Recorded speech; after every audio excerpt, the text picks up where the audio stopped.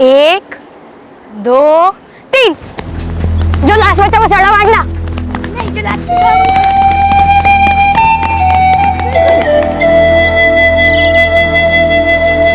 हमें दौड़ लगाना पसंद था। हम स्कूल से घर रोज दौड़ते, रेस करते। हमें पेड़ों पर चढ़ना भी अच्छा लगता था। हम रोज कोई नया पेड़ चुनते, ऊंचे से ऊंचा। कभी मैं सबसे ऊपर पहुंचता तो कभी सुमित।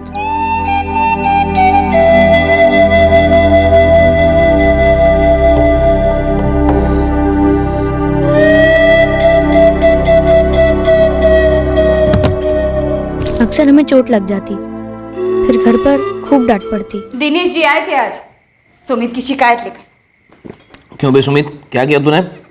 कुछ नहीं पापा, मयंक और मैंने उसके आम तोड़े, बहुत पीटे थे आम। एक लाफा मारूंगी। घुटने पे चोट नहीं देखी? कभी हड्डी बड्डी टूट गई तो? सुमित, कल से तुम सिर्फ छोटे पेड़ चढ़ोगे। आप है ना हमेशा ही इसकी तरफदारी कीजिए। कभी बड़ी चोट लग गई ना तब बैठ कर रोएंगे हम दोनों। लक्ष्मी, बच्चे इस उम्र में पेड़ नहीं चढ़ेंगे तो कब चढ़ेंगे? और पापा असली मजा तो पेड़ पे ही आता है। पेड़ के ऊपर से पूरा मुक्तिपुर दिखता है। आप उन्हें मोबाइल दे दो, मैं उसकी फोटो खींच के लाऊंगा। अब ये इसका नया आया, कुछ देखा आपने? हाँ, देखा कि नहीं? अरे मयंक का पैर मुड़ तक नहीं रहा है। मयंक बेटा, ये पेड़ वेड़ चढ़ना मजाक नहीं है, समझा? अरे मैं क्या बाजार से खरीद के आम नहीं लाती घर में? मयंक तू कसम खा, ये आज के बाद पेड़ पे कभी नहीं चढ़ेगा। अरे हाँ माँ, नहीं चढ़ूंगा, बहुत दर्द हो रहा है। अब खाने तो दे। बिना उसने कह देना नहीं करेगा तो नहीं करेगा। मेरे मम्मी पापा सुमित के मम्मी पापा से ज़्यादा डरते थे, पर सच कहूँ तो गिरने के बाद मुझे भी पेड़ चढ़ने से डर लगने लगा था। पर मम्मी पापा की कहाँ सुनने वाले थे। वादा करने के बाद भी हम पेड़ों पर चढ़ते और ऊंचाई से जंप भी मारते। जिन लोगों के पेड़ों पर हम चढ़ते वो बहुत गुस्सा होते, पीछा करते हमारा। फिर बस रेस हो जाती जो हम हमेशा जीत जाते, पर कभी कभी फंस भी जाते थे। समझ ही नहीं आता था कि कूद कर भाग जाएं या बस वहीं दुबक कर बैठे रहें।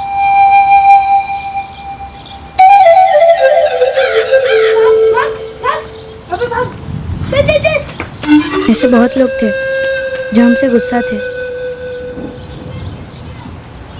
लेकिन हमें पसंद करने वाले भी बहुत थे गाँव में, जो हमारे साथ खुद बच्चे बन जाते, मस्ती करते। मयंक, सुमित, आजा। पर हम कभी सोच भी नहीं सकते थे कि कोई हम दोनों से इतना नाराज होगा, हमसे इतनी नफरत करे।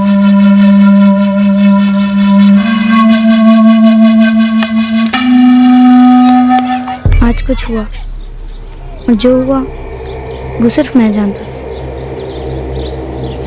पर मैं कभी किसी से कुछ कह नहीं पाऊंगा।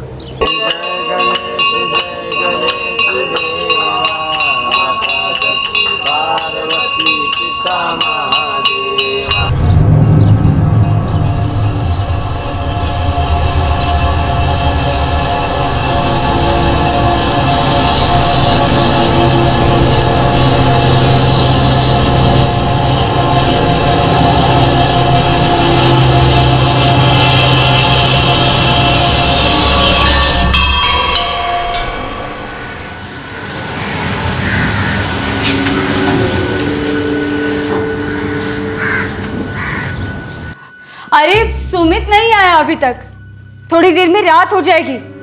जाइए ना, ले आइए उसे। खेल रहा होगा अपने दोस्तों के साथ, आ जाएगा।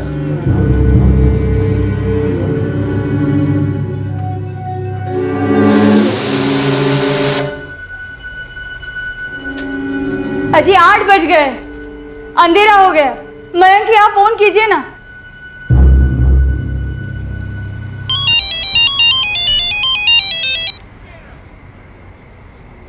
हाँ जी, तू बोल। अरे हरीश, सुमित तुम्हारे घर पे है क्या? नहीं तो मयंक घर पे पहुंच गया? हाँ, वो तो 1 घंटे पहले घर पहुंच गया। बस थोड़ा सा बुखार चढ़ा है उसे। ठीक है। मयंक सच बोल, तूने पेड़ से कुछ तोड़ के खाया तो नहीं ना आज? हाँ?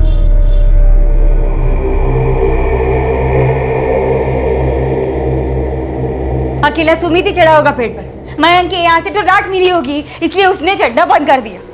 सारे हमारे जैसे नहीं होते ना। शांति रख मेरी माँ, खेलते खेलते समय निकल जाता है, लेके आता हूँ।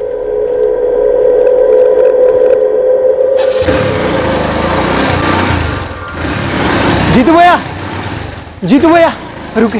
क्या हुआ? मंदिर से जो थोड़ी दूर पेड़ है, आपका सुमित उस पेड़ से गिर गया, तो बुरी तरह जख्मी हुआ है। मैं कह रही थी आपको चिल्ला के उसे मत चढ़ाओ, लेकिन आपने नहीं सुना।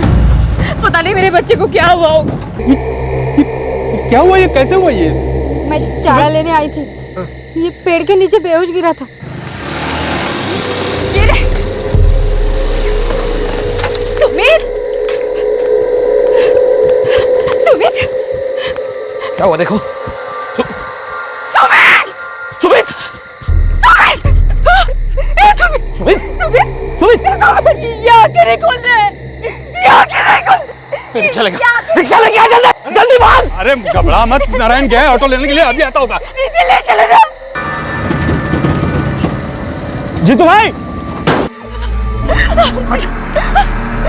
रिक्शा खोल जल्दी! अरे रिक्शा खोल ना। कुछ नहीं होगा सुमित, कुछ नहीं होगा। स्टार्ट कर।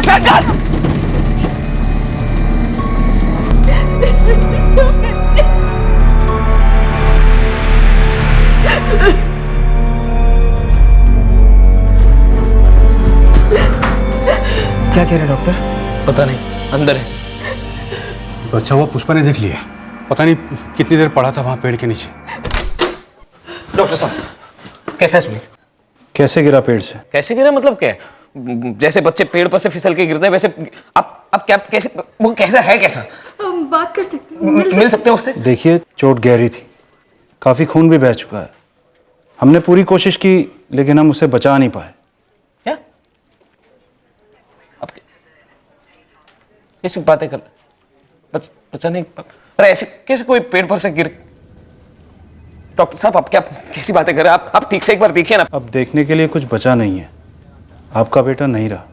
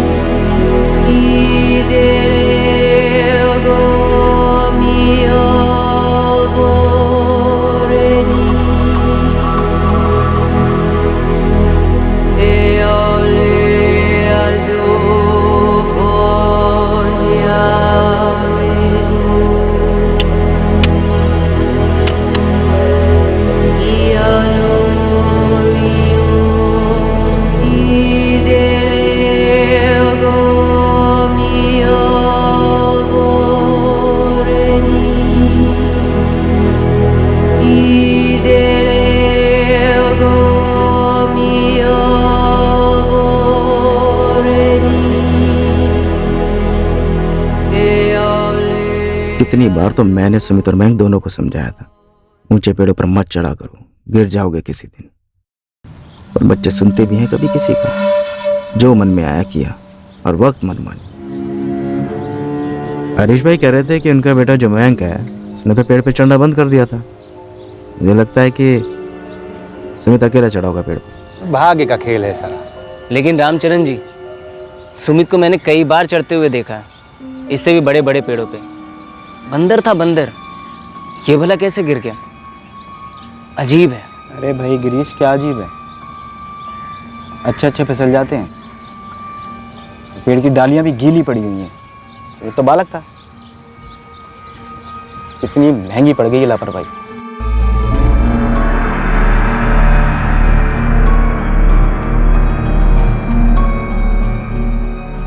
बुखार तो उतरने का नाम ही नहीं ले रहा है, और जब से सुमित के बारे में बताया है बुखार चढ़ता ही जा रहा है। शाम तक बुखार नहीं उतरा तो डॉक्टर साहब को दिखाते हैं। और थोड़े दिन स्कूल भी नहीं जाने देते हैं, है ना?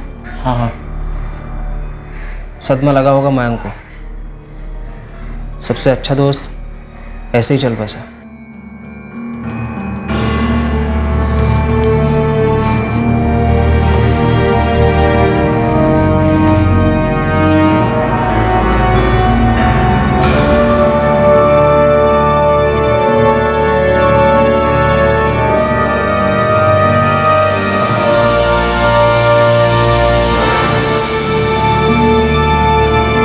सुनिए ना, वो मयंक कह रहा है कि उसको सगाई में नहीं आना है।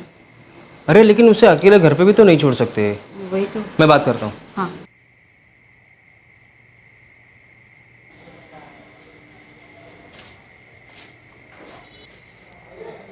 मयंक, जानता हूँ बेटा, आसान नहीं है भुलाना, लेकिन बड़ा होना तो इसी को कहते हैं ना। और तेरे बाकी के दोस्त भी तो होंगे वहाँ पर, तेरा मन बहल जाएगा। बहादुर बेटा है ना मेरा। चल तैयार हो जा, मैं तेरे नए कपड़े निकालता हूँ अलमारी से। चल।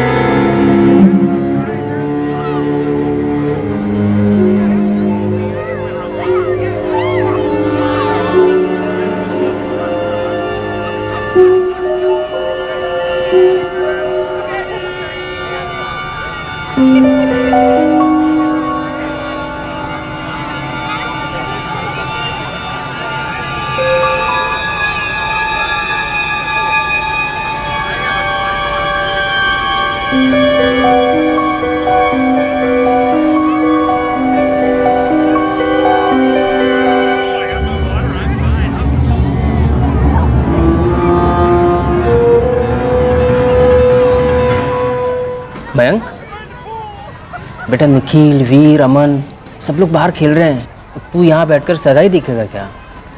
जा तू भी बाहर जाके खेल।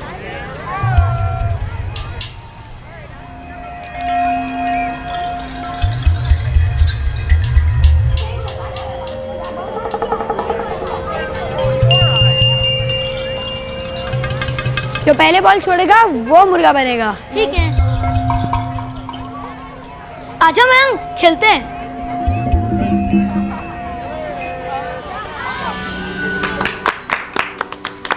चलो गिरीश और निशा, देखो तुम दोनों की जीवन यात्रा का टिकट तो कट गया अब। अब रमन जी और सतपाल जी, देखिए जल्द से जल्द इनकी शादी का मुहूर्त निकाल के भेज देते हैं इन्हें सुखद यात्रा पर। बिल्कुल रामचरण जी, बिल्कुल, पर पहले आज का भोजन तो कर लें।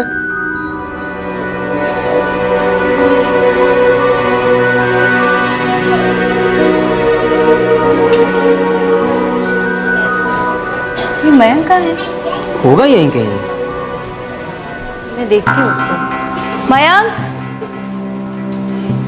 मयंक, मयंक, मयंक, मयंक,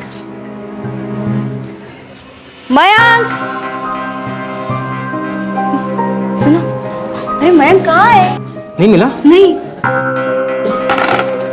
निखिल, मयंक कहाँ है? पता नहीं हरीश काका, अरे अभी तो तुम्हारे साथ खेल रहा था ना। उसका मूड ही नहीं था खेलने का आज। वो खेला ही नहीं आज हमारे साथ। क्या हुआ मयंक, खेला नहीं है? इसको क्या हुआ? क्या छोड़ ना, अपन खेलते हैं। चल बॉल फेंक।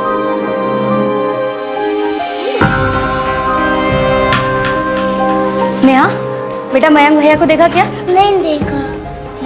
क्या हुआ? जी वो हमारा मयंक पता नहीं मिल नहीं रहा। अरे यहीं कहीं होगा। अरे नहीं है, मैंने सब दूर देखा, कहीं पे भी नहीं है। आप में से किसी ने देखा क्या हमारे मयंक को? बेटा आपने देखा क्या? हाँ? बाहर खेल रहा होगा। परेशान मत हो, यहीं कहीं होगा, देखते हैं।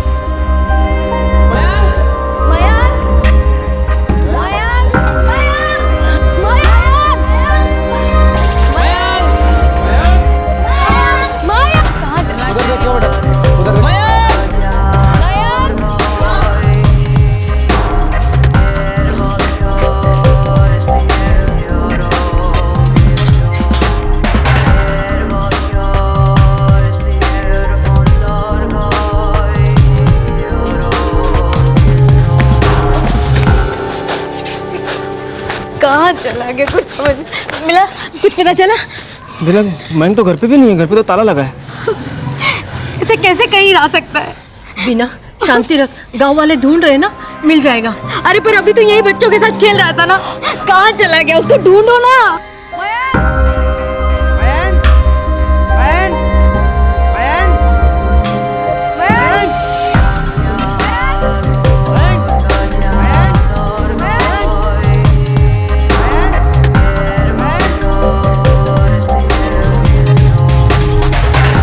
गश्त पर लगे सभी पेट्रोलिंग टीम को सूचित किया जाता है कि मयंक शुक्ला नाम के बच्चे के लिए लुकआउट पर रहे। बच्चे की फोटोग्राफ सभी पेट्रोल्स को फ्लैश की जा रही हैं। मुक्तिपुर, साजिद नगर, प्रीतम नगर, इन इलाकों में इमीडिएटली सर्च शुरू कर दो। बच्चा 9 साल का है, मयंक शुक्ला नाम है, कम्युनिटी हॉल से गायब हुआ है। बच्चे की फोटो सभी टीम को डिस्पैच की जा चुकी है।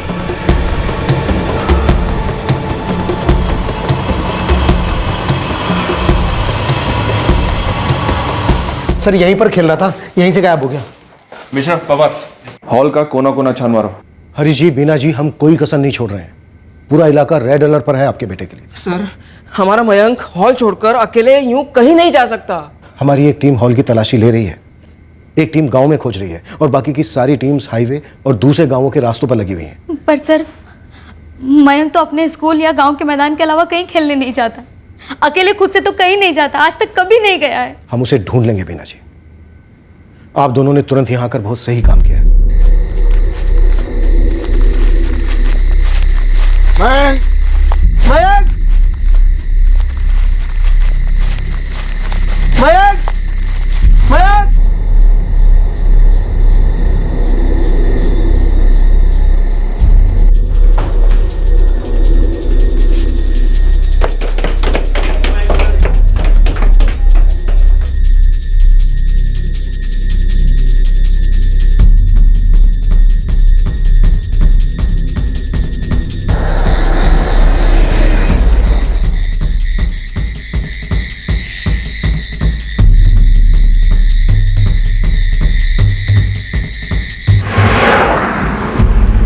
सर, हम हाईवे से मुक्तिपुर को जाने वाले रास्ते की शुरुआत पर हैं। अभी तक यहाँ कोई मूवमेंट दिखी नहीं है सर। एक टीम को गांव के अंदर की तरफ भेजो पांडे, डबल चेकिंग होगी, सख्त वाली।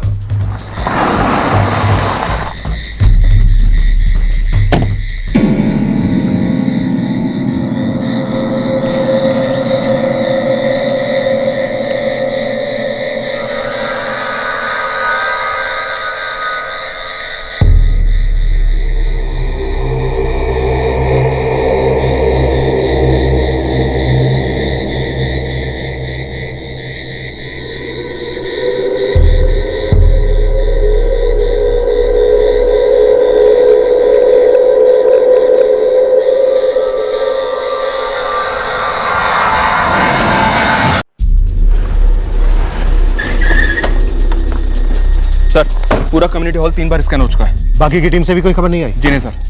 सर, बच्चा अगर जबरदस्ती उठाया जाता तो वो शोर मचाता, बाकी के बच्चे भी इस बात को नोटिस करते। मुझे लगता है सर, बच्चा सगाई में आए किसी जान पहचान वाले के साथ गया होगा। अनिल, बच्चे को गायब हुए अभी 2 घंटे भी नहीं हुए।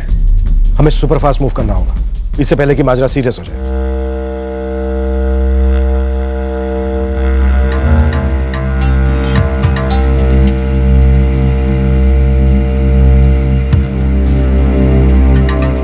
जतिन, मुझे मुक्तिपुर गांव के हर घर की खबर चाहिए। कौन कौन कल रात को अपने घर वापस नहीं लौटा या गांव में था ही नहीं। ठीक है साहब, मैं अपने 2-3 बंदों को काम पे लगाता हूँ, थोड़ा सा वक्त दो मुझे। आदमी दे सकता हूँ, खर्चा दे सकता हूँ जतिन, लेकिन वक्त नहीं। तू जो करना चाहता है कर, लेकिन 1 घंटे के अंदर अंदर मुझे इंफॉर्मेशन चाहिए ठोस। 9 साल का बच्चा गायब हुआ है। आरती, गांव के हर खाली घर, खंडर, नशे के अड्डे, सुनसान इलाके, सबको एक बार फिर से स्कैन करो। बाहर से कोई खबर नहीं आई है। इस बात की पूरी संभावना है कि मयंक शुक्ला को गांव में कहीं छुपा कर रखा गया होगा। अगवा? सर, मेरे बेटे मयंक को कोई अगवा क्यों करेगा सर? फिरौती या दुश्मनी के लिए। हरीश जी, हमने आपके और आपकी पत्नी बीना जी के फोन की टैपिंग शुरू कर दी है। फिरौती वाला एंगल तो जाहिर है, आपके कई सारे खेत हैं, शायद आप फिरौती दे पाए। और रही बात दुश्मनी की, तो ये जाहिर नहीं है। मैं क्या कहूँ सर, मेरी तो कुछ समझ में नहीं आ रहा है। मेरी किसी के साथ कोई दुश्मनी नहीं है। गांव के सभी लोग मुझे जानते हैं। हम लोग यहाँ पर बरसों से रह रहे हैं सर। लेकिन मयंक खेलते खेलते कम्युनिटी हॉल से गायब हुआ है। अब या तो कोई जान पहचान वाला उसे बहला फुसला कर ले गया, या फिर वो अपने आप से कहीं चला गया है। हरीश जी, मयंक को किसी तरह की कोई परेशानी थी क्या? 9 साल के बच्चे को क्या परेशानी हो सकती है सर?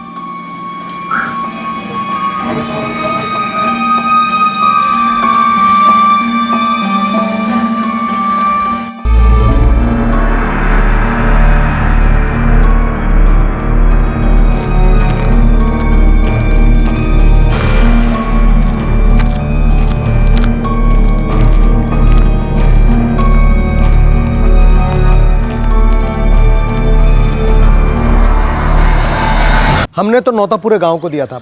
अब कौन आया, कौन नहीं, कौन मौजूद था, कौन नहीं, इसका हिसाब अब कौन रख सकता है? नहीं रखते होंगे रमन जी, लेकिन अब दिमाग पे थोड़ा जोर डाल के याद करना ही पड़ेगा आपको। 9 साल का बच्चा हॉल से गायब हुआ है। मामला काफ़ी संगीन है। उसके अपने आप से कहीं भी जाने के चांसेस काफ़ी कम है। हो सकता है कि आपके ही गांव का कोई जान पहचान वाला उसे अपने साथ बहला फुसला कर ले गया। रमन जी, आपको अपने मेहमानों की लिस्ट बनानी ही पड़ेगी, कुछ भी कीजिए।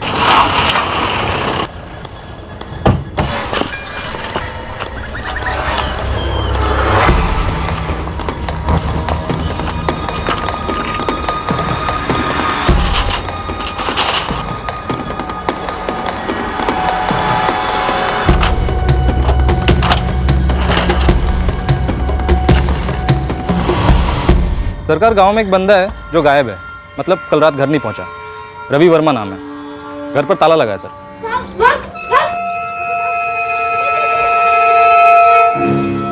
फोन नंबर निकलवाया इस रवि वर्मा का? सर, मैंने मैसेज किया है आपको। इसकी पड़ोसन बता रही थी कि इस रवि वर्मा की जो बीवी है ना, उसका मायका प्रीतम नगर में है। फोन मत करना, सीधे प्रीतम नगर से उठाओ।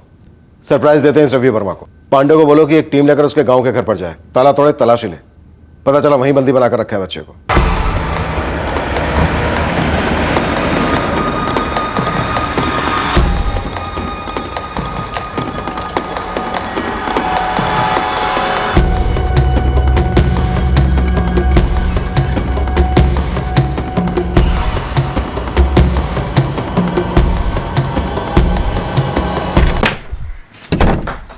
क्या हुआ जी, कुछ पता चला?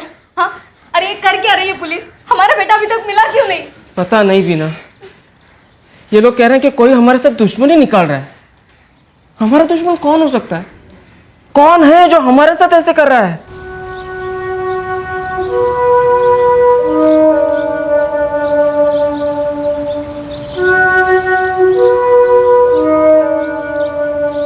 आप सब लोग जब मयंक को ढूंढ रहे थे तो ये नारायण गुप्ता कहाँ था? मैंने नारायण को सगाई के बीच में ही कहीं जाते देखा था।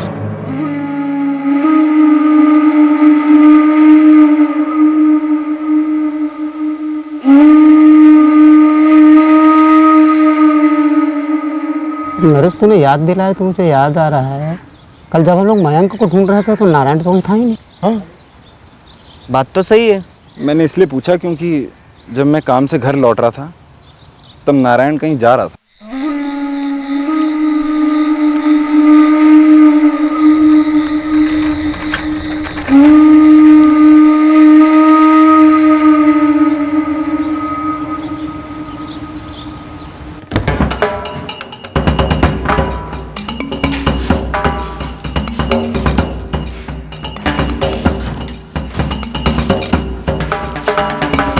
मैं रात को घर नहीं लौटा तो इसका मतलब मैंने मयंक को अगवा कर लिया।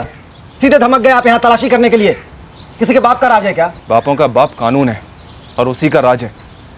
और कानून का आदेश है कि तुम्हारी ससुराल की पूरी तरह से तलाशी ली जाए। घर का एक एक कोना छान मारो, जल्दी मूव।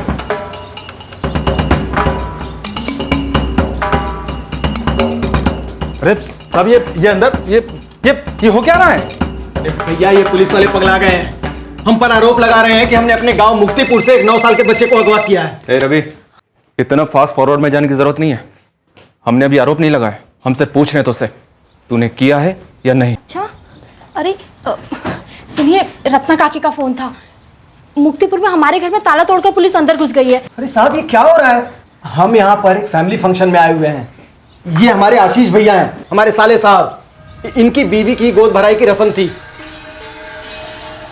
और फिर ऐसा नहीं है कि हम कल रात को सिर्फ घर नहीं गए थे, परसों से हम यहीं हैं। हाँ साहब, ये सही कह रहा है, ये परसों से यहीं पे है। और साहब, हमें भी न्योता था रमन मिश्रा जी के बेटे की सगाई का, पर हम लोग यहाँ पर थे इसलिए नहीं जा पाए। हाँ सर, बच्चा घर में नहीं मिला। कमाल करते हैं आप, यहाँ बच्चा कैसे मिलेगा? तो कहाँ मिलेगा बता दे। कहीं और छुपाया तूने या फिर मयंक के साथ कुछ कर दिया तूने? हम हरीश शुक्ला को ठीक से जानते तक नहीं है। हम उसके बेटे को अगवा क्यों करेंगे? कोई कारण भी होना चाहिए कि नहीं? इस रवि का इन्वॉल्वमेंट लगता नहीं है सर। इसके साली की बीबी की गोद भराई थी यहाँ, ये परसों से यही है। पता नहीं यहाँ क्या हो रहा है। एक और नाम आया है, नारायण गुप्ता। वो सगाई में तो आया था, पर जब बच्चा गायब हुआ, उसकी तलाश शुरू हुई, उस वक्त नारायण गुप्ता भी गायब था।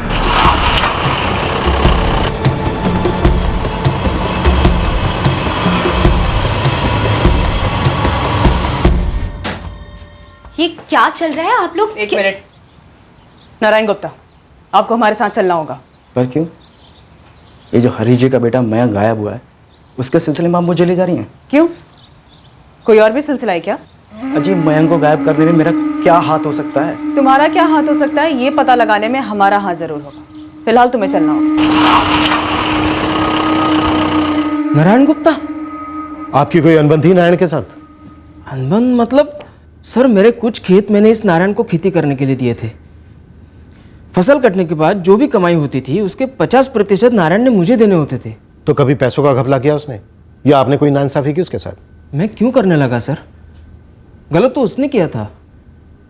2 महीने पहले मुझे पता चला कि वो जितनी फसल दिखा रहा था उससे कई ज्यादा उगती थी मेरे खेतों में, और जिसके पैसे वो मार रहा था।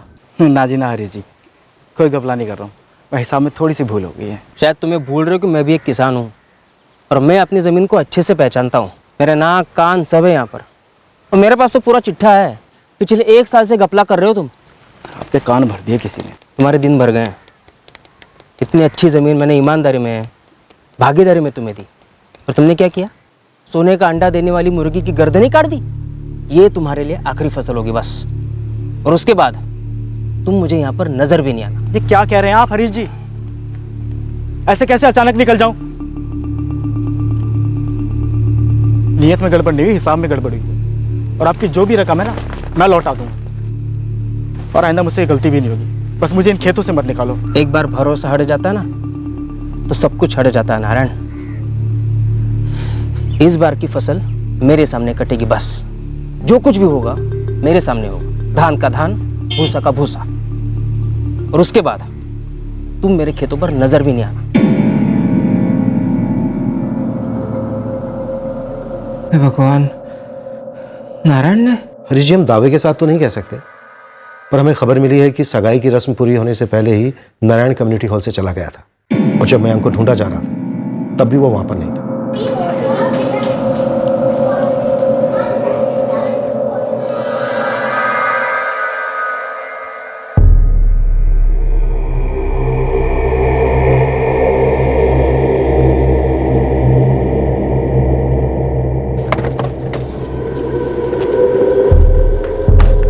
मैडम जी, पूरा घर तो उधेड़ ही दिया है, अब कैसी पूछताछ? सगाई के दिन तू कहा था नारायण?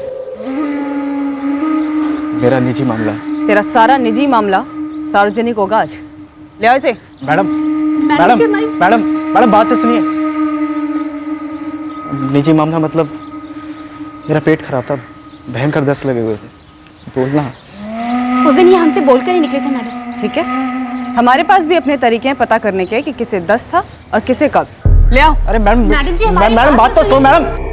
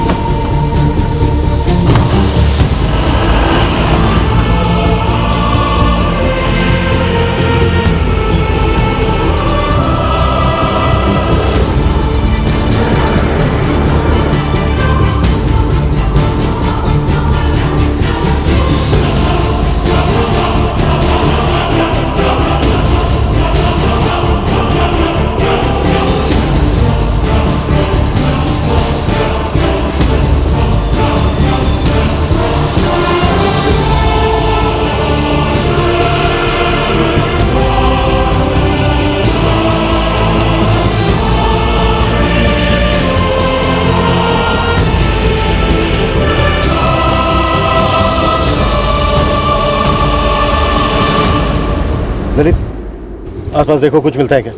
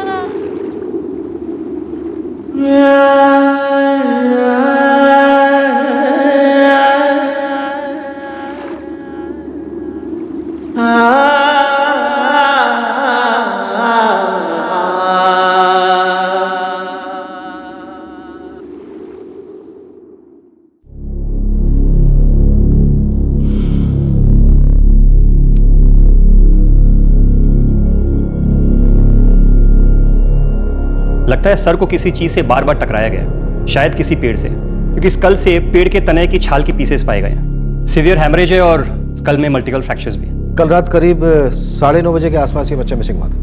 मर्डर को लगभग 18 घंटे हो चुके हैं। मतलब अगवा किया और तुरंत मार डाला होगा, लेकिन वेन्यू से अगवा होते वक्त बच्चे ने शोर नहीं मचाया। एक और बात इंस्पेक्टर, जो कि शॉकिंग है। क्या डॉक्टर? बच्चे का रेप हुआ इंस्पेक्टर, सोडोमी। भयंकर असॉल्ट रहा है।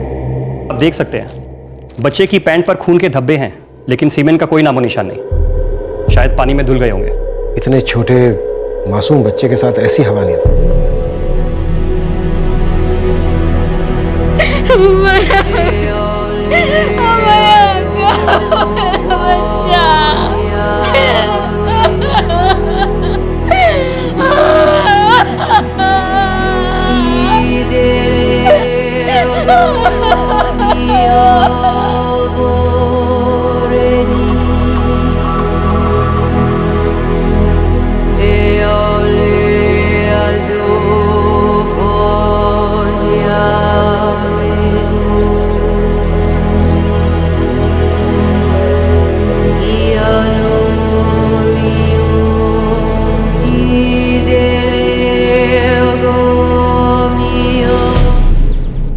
क्यों नारायण, क्यों?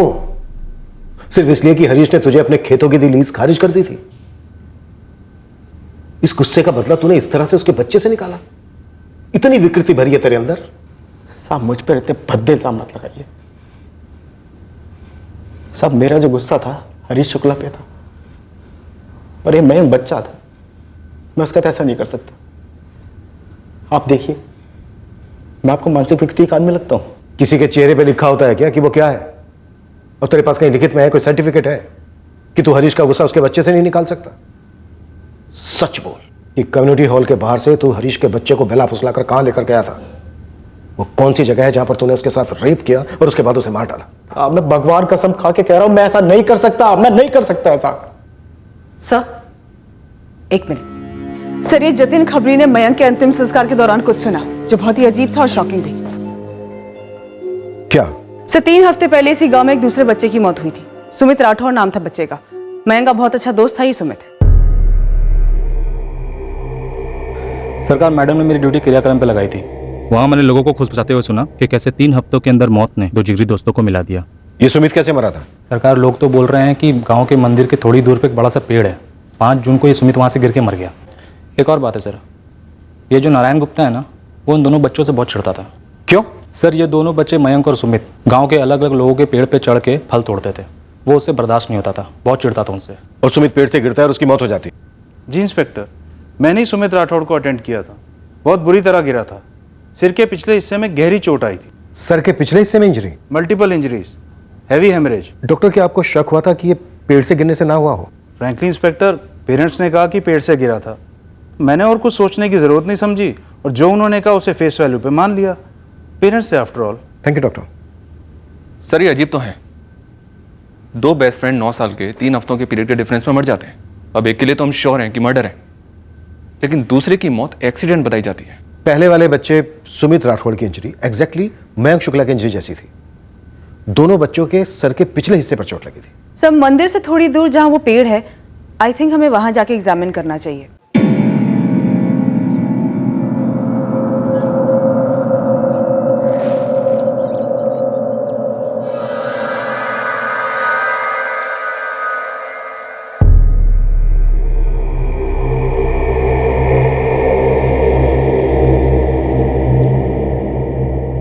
हमारे गांव की ही है पुष्पा। अक्सर अपनी चारे की गठरियाँ यहाँ पेड़ के नीचे रखती है वो। उस रोज़ दिन ढलने के बाद वो अपनी चारे की गठरियाँ लेने आई थी गाय को देने के लिए। उसने देखा कि सुमित यहाँ जमीन पे पड़ा था और खून बह रहा था।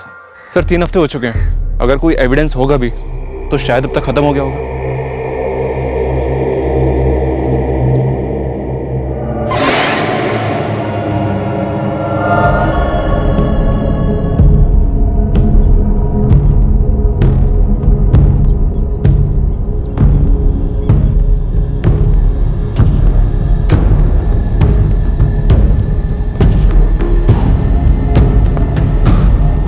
अनिल सर,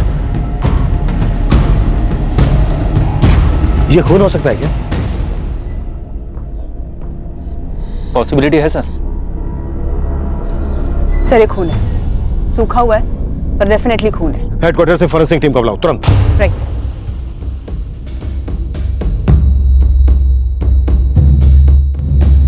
लक्ष्मी, लक्ष्मी, लक्ष्मी, पुलिस उस पेड़ के यहाँ छानबीन कर रही है जहां हमारा सुमित गिरा था। लोग ये कह रहे हैं कि पुलिस का मानना है कि सुमित पेड़ से नहीं गिरा था, शायद उसे मार के वहां पे फेंक दिया गया था।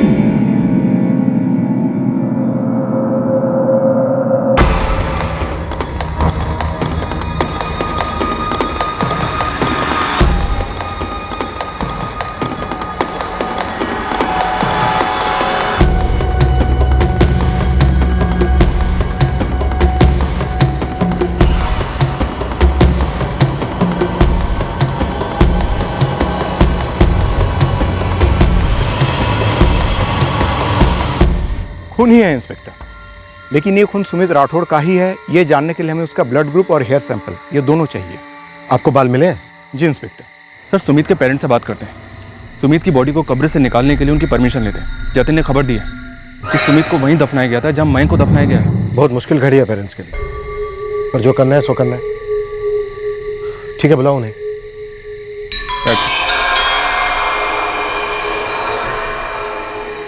हम पहले से बहुत टूट चुके हैं, अब ये सब क्यों? ताजा जख्म क्यों कुरेद रहे हैं आप? आपके बेटे सुमित का सबसे करीबी दोस्त मयंक आपके बेटे की मौत से ठीक 3 हफ्ते बाद मारा गया है, और उस बच्चे का सिर्फ कत्ल नहीं हुआ है बल्कि उसके साथ भयंकर बलात्कार भी हुआ है। मेरा सुमित वहां सोया हुआ है, उसे कोई हाथ नहीं लगाएगा। लक्ष्मी जी, एक सस्पेक्ट हमारी हिरासत में है। पिछले 2 दिनों से उसे पूछताछ चल रही है। इससे हमेशा डर लगा रहता था कि शायद किसी दिन हमारा सुमित पेड़ से गिर जाएगा और उसे बहुत गहरी चोट पहुंचेगी। देखिए, हमें शक है, शक क्या लगभग हमें यकीन है कि आपका बेटा सुमित पेड़ से गिरकर नहीं मरा है। आपका शक या यकीन मेरे बेटे सुमित को वापस जिंदा कर सकता है? जी नहीं लक्ष्मी जी, पर जरा सोचिए, अगर आपके बेटे सुमित के साथ भी वही हुआ है जो मयंक के साथ हुआ है, और आपके बेटे सुमित का गुनहगार भी वही विकृत इंसान है, तो क्या आप नहीं चाहेंगे कि उसे सजा हो? पेड़ के तने से मिले ड्राई ब्लड के सैंपल का ब्लड ग्रुप सुमित के ब्लड ग्रुप से मैच हो गया है इंस्पेक्टर। अब हम ये सेफली कंक्लूड कर सकते हैं कि उसका मर्डर हुआ है। सुमित पेड़ से गिर के नहीं मरा। एक बार उसके हेयर सैंपल्स आते ही हम इस रिपोर्ट को सील कर देंगे। सर, पेड़ पर जो खून के धब्बे मिले वो सुमित के ब्लड ग्रुप के हैं। जी तो जी लक्ष्मी जी, अब हमें सुमित की लाश को बाहर निकालकर तहकीकात करनी ही होगी। आपको जो सुमित के पेड़ से गिरने वाली बात बताई गई, या तो किसी ने सरासर झूठ बोला है, या फिर शायद किसी ने ठीक से देखा नहीं होगा जब यह हुआ होगा। पर इतना पक्का है, जो हकीकत में हुआ है वो सामने नहीं आया, और शायद मयंक इस हकीकत के बारे में जानता था।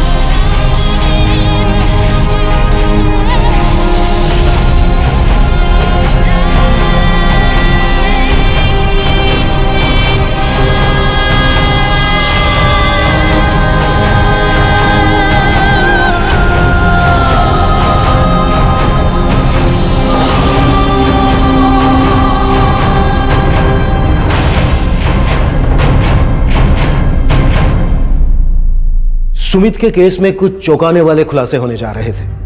हम लगभग 100% श्योर थे कि सुमित और मयंक के केसेस दरअसल एक ही केस था। आरोपी सुमित के केस में बच निकला था, पर मयंक के केस ने काफी सवाल खड़े किए थे। सबसे बड़ा सवाल था क्यों? दो मासूम जानों को इतने भयंकर तरीके से क्यों कुचल दिया गया? जब इस बच्चे सुमित की लाश को गांव के अस्पताल लाया गया था, तब अगर पोस्टमार्टम किया होता तो ये केस कुछ अलग ही होता। सुमित का मर्डर हुआ था? Yes inspector. जिस तरह से स्कल में मल्टीपल फ्रैक्चर्स आए, वो पेड़ से एक बार गिर के होना लगभग नामुमकिन है। ऐसा लगता है किसी ने उसके सर को काफी फोर्स के साथ बार बार पेड़ के तने से टकराया है। क्योंकि सुमित का पोस्टमार्टम नहीं हुआ था, इसलिए एक इंपॉर्टेंट डिटेल सामने नहीं आई। सुमित का भी रेप हुआ था, ब्रूटल सोडोमी। तो अब पूरी पॉसिबिलिटी है कि सुमित का भी रेप और मर्डर हुआ, ठीक वैसे ही जैसे मयंक का हुआ। यस, सेफली कंक्लूड कर सकते हैं। फिर भी मैंने हेयर सैंपल्स को मैचिंग के लिए फॉरेंसिक भेज दिया है, पर यह महज एक फॉर्मेलिटी है। जिस किसी ने भी ये काम किया है, वो बहुत ही विकृत मानसिकता का इंसान है। I am so sorry inspector, पर उस दिन इमरजेंसी थी जब वो लोग सुमित को लेकर हॉस्पिटल आए। बच्चे के पेरेंट्स ने क्लियरली कहा कि वो पेड़ से गिरा था। लेकिन पेड़ से गिरना भी एक एक्सीडेंटल डेथ केस है। पुलिस को इन्फॉर्म करना आपकी ड्यूटी बनती थी। अगर तभी पोस्टमार्टम हुआ होता तो यह भयानक कांड बहुत पहले सामने आ गया होता और मयंक के साथ हुए हादसे को रोका जा सकता था। मैं सच में बहुत शर्मिंदा हूं सर। पहले सुमित, फिर मयंक। अब क्या बहाना है तेरा? साहब मैं कबूल करता हूँ साहब। मैं एक जुर्म कबूल करता हूँ साहब। मैंने हरीश के खेतों की उपज में हेरा फेरी की थी। मैं लालची हो गया था, लेकिन साहब आपके पैर पड़ता हूँ। कुछ पे इतने गंदे घिनौने इल्जाम मत लगाइए। वो बहुत मासूम बच्चे थे साहब। जिन पर तुझे गुस्सा था, पता है हमें चिढ़ता था तो उन दोनों से। साहब ऐसा बिल्कुल नहीं है। सुमित को अस्पताल ले जाते हुए मैं जीतू के साथ, मैं सगाई वाली शाम साहब सचमुच मेरा पेट खराब हो गया था। मैं घर चला गया था। झूठ बोल रहा है तू कोई घर नहीं गया था। कोई तरह पेट वेट खराब नहीं हुआ था। जो भी सच है सच बोल। तो आप ना मेरी पत्नी से पूछ लीजिए। उसे बताकर गया था कि मेरा पेट खराब है, मैं घर जा रहा हूं। और जब सब सुमित की खबर आई थी ना, तब मैं मंदिर में था, आरती में लगा हुआ था।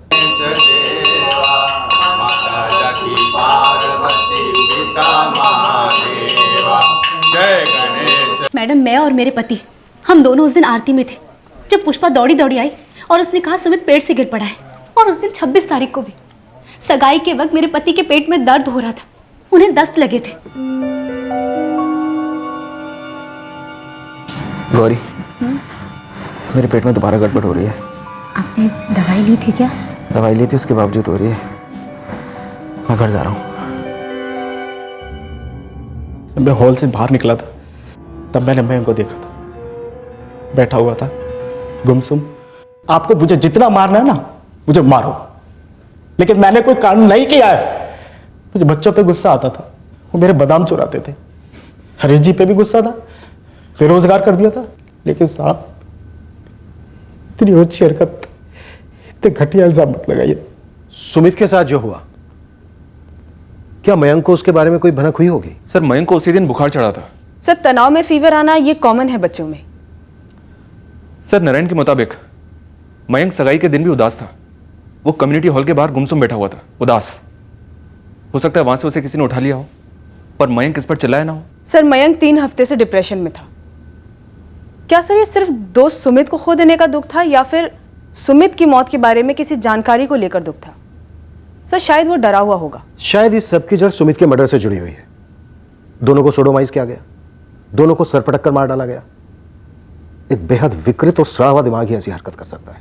विकृत बर्ताव का एक एक्सट्रीम एग्जाम्पल इंस्पेक्टर। इस केस में 3 पॉसिबिलिटीज हैं। पहली ये, या तो ये आदमी अपने अंदर बच्चों के प्रति एक भयंकर हीन भावना पालता था और उन्हें दर्द देकर उसे एक विकृत सुकून मिला होगा। दूसरी, या तो फिर इस आदमी के मन में बच्चों के माँ बाप के प्रति एक अनकंट्रोल गुस्सा था और उन्हें आजीवन दर्द देने के लिए वो इन बच्चों को एक दर्दनाक मौत देता है। और तीसरी पॉसिबिलिटी, वो महज एक सेक्स मैनियक था जिसकी सेक्सुअलिटी बुरी और पूरी तरह से इम्बैलेंस थी, और रेप करने के बाद अपने बचाव के लिए वो विक्टिम्स का मर्डर कर देता था। मैं नारायण को पूरी तरह से रूल आउट नहीं कर रहा हूं, लेकिन उसे प्राइम सस्पेक्ट बनाने के लिए हमारे पास उसके खिलाफ कोई ठोस सबूत नहीं है। कहीं ऐसा ना हो कि हम गलत पेड़ पर चढ़ जाएं और असली मुजरिम यहाँ गांव में एक और बच्चे को अपना शिकार बना जाए। सर, जो भी मुजरिम है, सुमित के केस में तो कानून के रडार से बच निकला। पर मयंक के केस में पूरी तरह से एक्सपोज हो चुका है। हमें इसकी विकृत हरकतों को यहीं पर रोक देना है। मयंक और सुमित के दोस्तों से बात करते हैं, पता लगाते हैं कि 5 जून को दरअसल क्या हुआ था। हो सकता है उसके पहले कुछ हुआ हो। सुमित और मयंक हमेशा साथ में खेलते थे, फिर 5 जून को ऐसा क्या था कि सुमित अकेला खेल रहा था। आरती सर, तुम सुमित और मयंक के दोस्तों से बात करो, एक एक डिटेल निकलवाओ। Right sir. मैं दोनों के पेरेंट्स के साथ बात करता हूं। अनिल, तुम एक लिस्ट बनाओ सारे सेक्स ऑफेंडर्स की। यहां गांव में कोई भी अगर ऐसा है जिसकी सेक्सुअल हरकतों पे कोई सवाल या निशान है, कोई पुलिस रिकॉर्ड है या कोई भी ऐसा किस्सा है छोटे से छोटा, उसे घसीट लो। तू भी मुझसे वही सवाल कर रही है। मैं आपसे सवाल नहीं कर रही जी, मैं तो बस आपसे पूछ रही हूँ। पूछा भी कैसे? बच्चों के साथ करूंगा। नहीं नहीं, आप गलत समझ रहे हैं जी। गलत तो पुलिस कर रही है मेरे साथ। ये 2 और 2 जोड़कर मुझे मुजरिम ठहराने में लगे, और गलत कर रही है तू जो मुझसे पूछ रही कि माजरा क्या है। गौरी, मैंने कुछ नहीं किया, कुछ भी नहीं किया मैंने।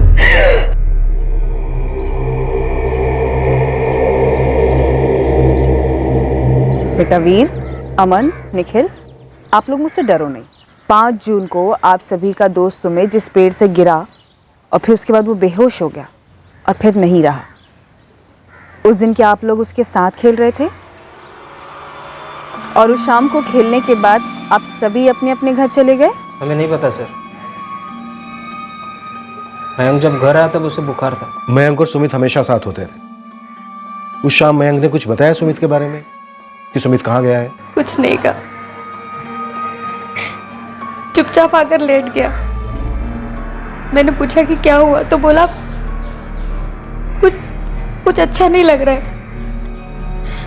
मैंने उसे छू कर देखा तो उसको तेज बुखार था। कब तक खेल रहे थे वो तो पता नहीं मैडम, पर वीर को जल्दी जाना था। अभी मेरे को बाहर जाना है। क्यों? पापा ने कहा था कुछ जरूरी काम है।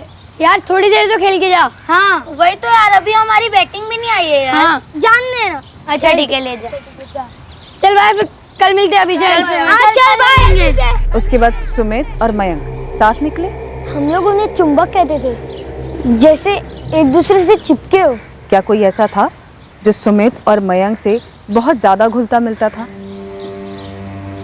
अच्छा बेटा, आप लोग बताओ, सुमित की डेथ के बाद क्या कभी मयंक ने आप लोगों से उसके बारे में कुछ शेयर किया? नहीं मैडम, सुमित के डेथ के बाद मयंक एकदम उदास हो गया था, एकदम चुप। हम तो इसी बात से परेशान थे कि सुमित की मौत के कारण हमारा मयंक कितना बीमार रह रहा है। मयंक ने कुछ बताया नहीं, तो हमें कैसे पता चलता कि सुमित के साथ ये ऐसा कुछ, और फिर हमारे मयंक के साथ भी ऐसा कुछ होगा। इस नारायण की दुश्मनी आपके साथ थी ना, तो फिर उसने हमारे बच्चे के साथ। मीरा जी, नारायण ने साफ मना किया। उसका कहना है कि उसने ऐसा कुछ नहीं किया। ऊपर से हमारे पास भी नारायण के खिलाफ कोई ठोस सबूत इकट्ठा नहीं हुए। इसके लिए हमारे लिए जानना बेहद जरूरी है कि क्या मयंक अपने अंदर कोई जानकारी छुपा कर बैठा था जिसकी वजह से वो घुट रहा था? क्या उसके अंदर कोई डर था? शायद इसी वजह से वो बीमार रहने लगा था और फिर मायूस।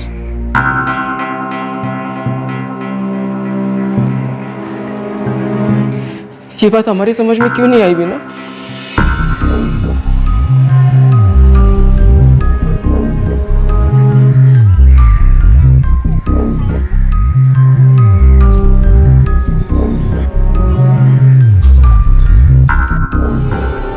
नारायण और गौरी दोनों आरती में मेरे साथ थे। फिर अचानक पुष्पा दौड़ी दौड़ी आई और हम सब ये देखने के लिए भागे कि क्या हो गया सुमित को।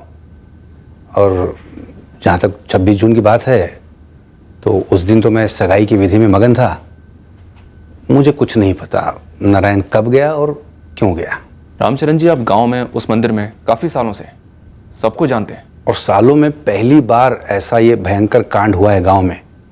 अजी, यहाँ एक मामूली सी चोरी भी नहीं हुई है सालों से। तो आपको लगता है कि ये काम किसी गांव वाले का नहीं है? कौन कर सकता है ऐसा? मेरी तो सोच के ही आत्मा कांप जाती है। इतनी विकृति दोनों मासूम लड़कों के साथ। जी नहीं मैडम, हम आरती में तो नहीं गए थे। तो फिर? हम रोज दोपहर में खेत में जाते समय घास इकट्ठा करते, फिर उसकी गठरी बांधकर उस पेड़ के नीचे रख देते, फिर शाम को जब घर पे आते हैं तो उस गठरी को घर पर लेके आते हैं। उस शाम भी वही हुआ था।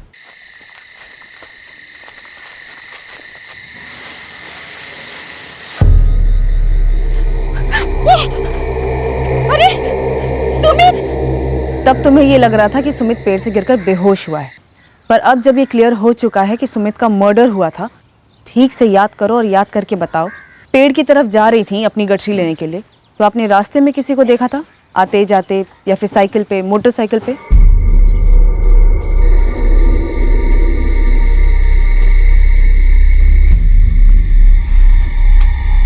जी नहीं मैडम, किसके पास इतना समय होता है, कौन आता है कौन जाता है देखने के लिए।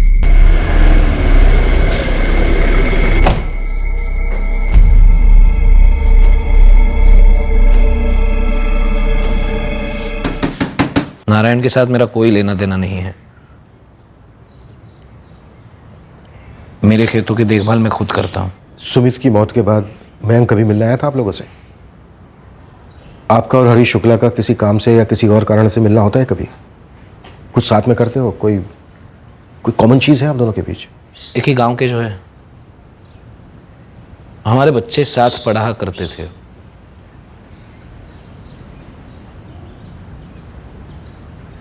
दूसरी कॉमन चीज ये है कि हमारे दोनों के बच्चों के साथ।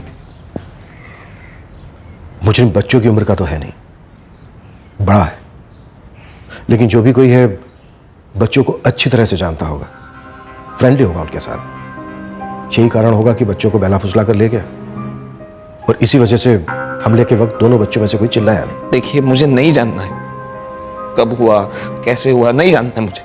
हमारा इरादा आपके जख्मों को कुरेदने का नहीं है। हमारा मकसद है उस आदमी तक पहुंचना जिसने आपको इतना गहरा जख्म दिया है। जो भी होगा, जब भी पकड़ा जाएगा, उसे एक सवाल जरूर पूछना। ऐसी क्या नाराजगी थी बच्चों के साथ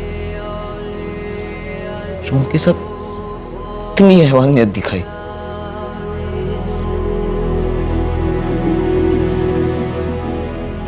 जी हाँ, हाई टेम्परेचर था, दवाइयों के बाद भी कंट्रोल में नहीं आ रहा था।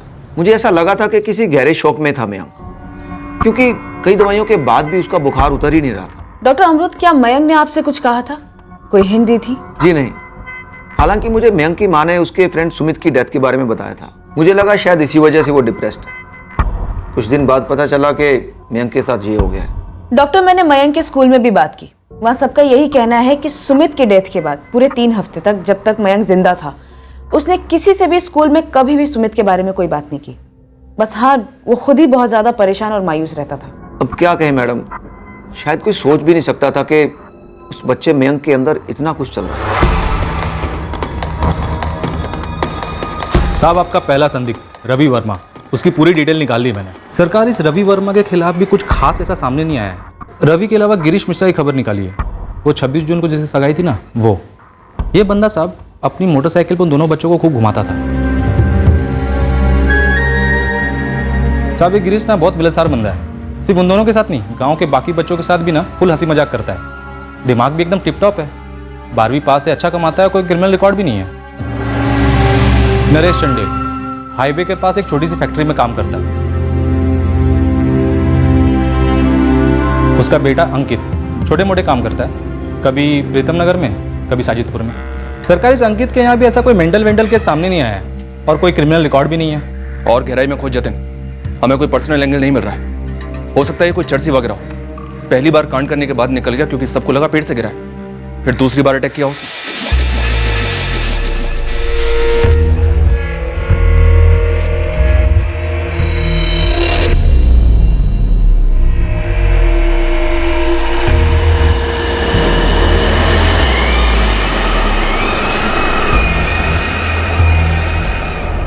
सुमित के हेयर सैंपल्स क्राइम सीन के हेयर सैंपल्स के साथ मैच कर गए हैं इंस्पेक्टर।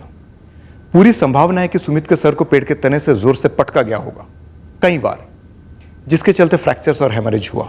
इस बात की पूरी संभावना है कि दोनों का कातिल एक ही है, पर प्रॉब्लम यह है कि इस वक्त हमारे पास सिर्फ एक सस्पेक्ट है, नारायण, लेकिन उसके खिलाफ कोई एविडेंस नहीं है।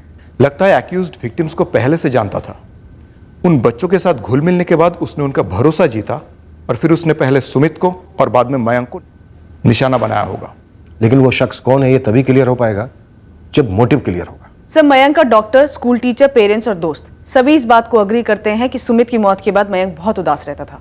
सिर्फ फीवर वाला मामला नहीं था। काश किसी ने कुछ तो पूछा होता मयंक से कि उसे कौन हैरेस कर रहा है, उसे कौन डरा रहा है। शायद उसे कोई ब्लैकमेल कर रहा हो। सर, पूरे एरिया के ड्रग एडिक्ट्स और सेक्स ऑफेंडर्स कोर्ट है, खूब कुटाई भी की। इस नारायण की भी दोबारा क्वेश्चनिंग की, लेकिन कुछ भी सामने नहीं आया। मुझे लगता है सुमित और मयंक के केसेस में कोई बहुत ही महत्वपूर्ण सुराग होने के बावजूद वो नजरअंदाज हुआ है। मुझे यह भी लग रहा है कि सुमित के साथ जो उस पेड़ के नीचे हुआ शायद उसका कोई चश्मदीद गवाह था, और वो था मयंक।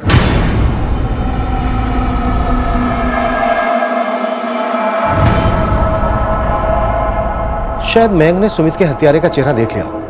वो इससे इतनी बुरी तरह से डर गया होगा कि उसकी जबान ही खामोश पड़ गई। फिर उस विकृत हत्यारे ने मयंक को कम्युनिटी हॉल के बाहर अकेला पाया और फिर उस पर अटैक किया।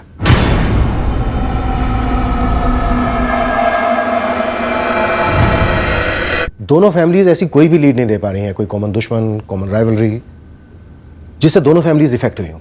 नथिंग। जब मयंक को बुखार चढ़ा तब मुझे उसके बुखार की फिक्र थी, जबकि ये दिख रहा था कि मयंक मायूस है, परेशान है। लेकिन मैंने कभी नहीं सोचा था कि सुमित के साथ ऐसा कुछ हुआ होगा जिसके बारे में मयंक को पता है, और शायद इसीलिए वो इतना सहम गया है। हमने भी कहाँ सोचा था सुमित के साथ ऐसा कुछ हुआ होगा। हमें तो लगा था पेड़ से गिरने की वजह से सुमित की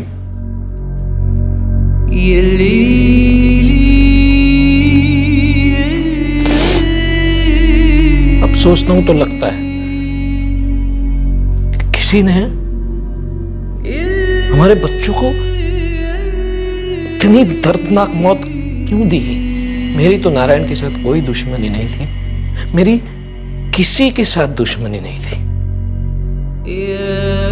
फिर भी क्या तुम्हारी किसी के साथ दुश्मनी थी हरीश, जो तुम्हें इतनी महंगी पड़ी?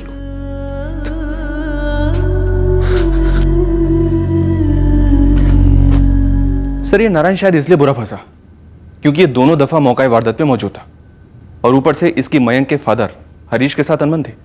बस वही तो था जो ऑटो लेके आया था सुमित को हॉस्पिटल ले जाने के लिए। चलो थोड़ी देर के लिए मान लेते हैं कि नारायण मुजरिम नहीं है, और यह भी मान लेते हैं कि मयंक ने सुमित के कातिल को देखा था। तो पूरे 3 हफ्ते 5 जून से लेकर 26 जून तक मयंक जिस दर में रहा होगा उसी दर में कातिल भी जिया होगा। सर, अगर हम इस थ्योरी के अकॉर्डिंग जाते हैं तो हम ये मानकर चलते हैं कि कातिल ने ये देख लिया होगा कि मयंक ने कत्ल होते हुए देख लिया है, और फिर शायद उसने मयंक को भी रास्ते से हटा दिया होगा। आरती, 1 मिनट। अगर ऐसा है तो क्या उन 3 हफ्तों में कातिल ने मयंक तक पहुंचने की कोशिश नहीं की होगी, स्कूल में या कहीं और? अगर हमारी ये थ्योरी फिट है तो फिर कातिल ने मयंक को अकेले पाने की कोशिशें की होंगी, और सगाई के दौरान कम्युनिटी हॉल के बाहर उसे यह मौका मिल गया और उसे लपक लिया।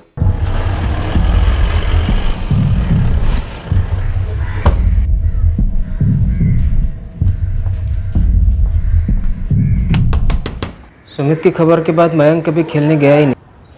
स्कूल जाता था अकेले। मैं जाती थी मयंक को छोड़ने और लेने, मेरी बेटी नेहा के साथ। ज़्यादातर उसकी तबीयत खराब ही थी,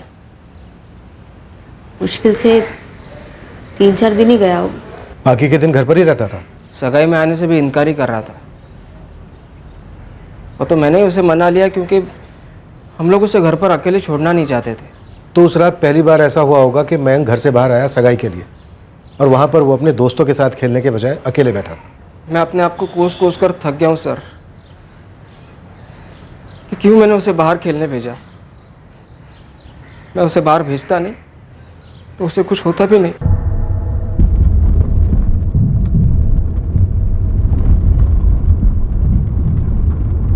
कातिल घात लगाए बैठा था कि कब मयंक उसे घर से बाहर अकेला मिले।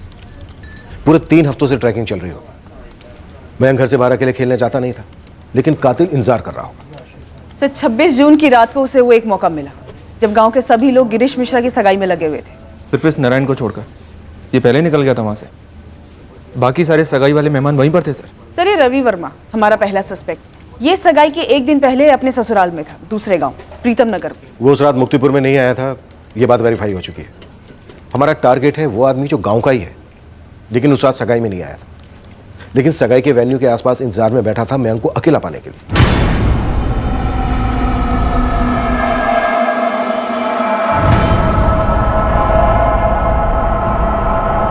गांव के वो कौन कौन मर्द हैं जो उस रात गांव में ही थे लेकिन सगाई की दावत में नहीं आए थे?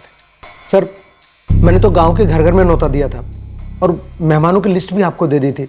अब उनमें से कौन नहीं आया इसकी गिनती मैंने नहीं रखी। रमन जी थोड़ा जोर डालिए, सोचिए, याद कीजिए कोई और ऐसा था जो नहीं आया था सगाई पर? रमन जी हमें शक है कि जो कातिल है वो गांव का ही कोई बंदा है जो शायद सगाई में नहीं आया था। वो कम्युनिटी हॉल के बाहर ये घात लगाए बैठा था कि कब उसे मयंक अकेले मिल जाए, और अनफॉर्चुनेटली मिला भी। रमन जी सोच विचार कीजिए, गांव वालों से भी बात कीजिए, हो सकता है उनमें से किसी ने कुछ ऐसा देखा हो। जी सर, मैं बात करूंगा।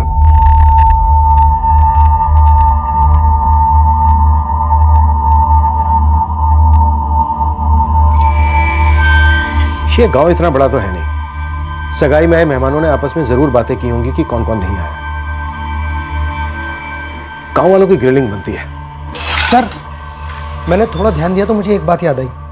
आप सब लोग जब मयंक को ढूंढ रहे थे तो ये नारायण गुप्ता कहाँ था?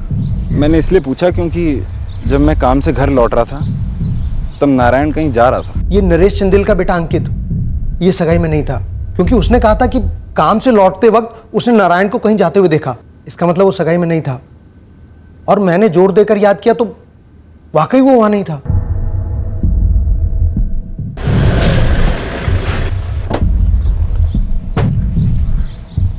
अंकित की माँ है आप? जी अंकित है घर पर? नहीं, वो तो काम पर गया है। कहाँ काम करता है वो? प्रीतम नगर में। प्रीतम नगर में कहाँ पर? बस इतना पता है कि वहां पे मंडी में किसी ठेले पे काम करता है।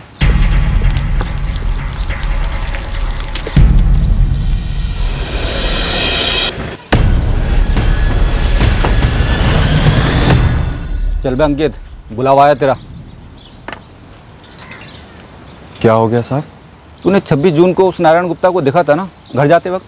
हाँ मैंने देखा था नारायण को। उसी सिलसिले में हमारे साथ तेरे को देखना चाहते हैं। अरे चल, ज्यादा सोचे मत, चल।